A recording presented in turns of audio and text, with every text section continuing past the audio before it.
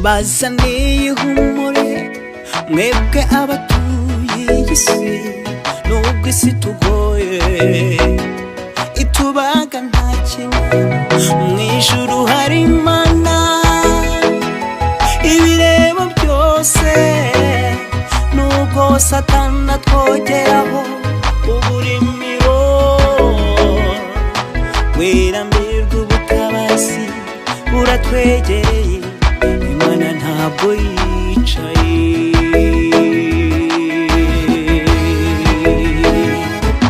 Mbazaniye ihumure mwebwe abatuye iyi si, nubwo isi tugoye itubaga nta kinya, mw'ijuru hari Imana ibireba byose, nubwo Satani atwogeraho uburimiro,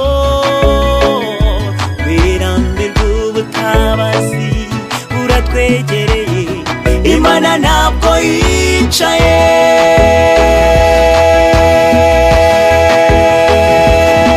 Izi ndwara z'ibyorezo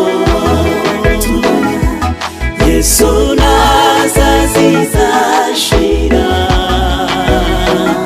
twigire ahatari indwara, tutazambara udupfukamunwa kubera gutinya kwandura no kwanduza abandi, tuzaba mu munezero nta guhangayika, ngo tuzabaho dute.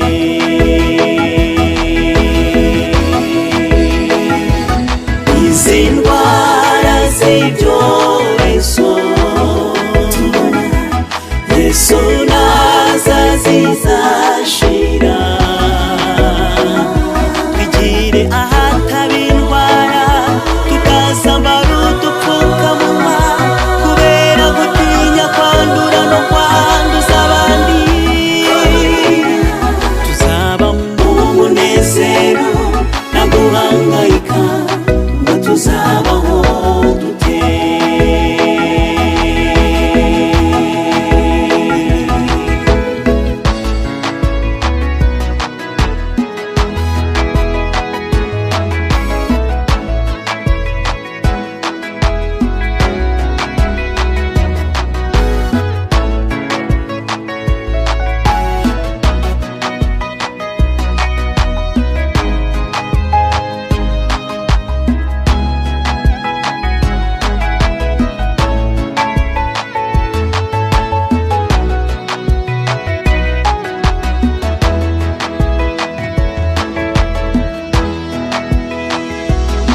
Reba miliyoni z'abantu baryamye mu bitaro, abandi mu kato, mu bice bimwe na bimwe, mw'ijuru hari Imana ibireba byose, gutakamba kw'abana bayo kwayigezeho,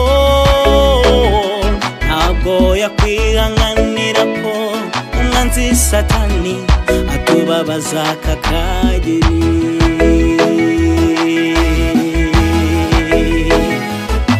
Reba miliyoni z'abantu baryamye mu bitaro, abandi mu kato, mu bice bimwe na bimwe, mw'ijuru hari Imana ibireba byose, gutakamba kw'abana bayo kwayigezeho,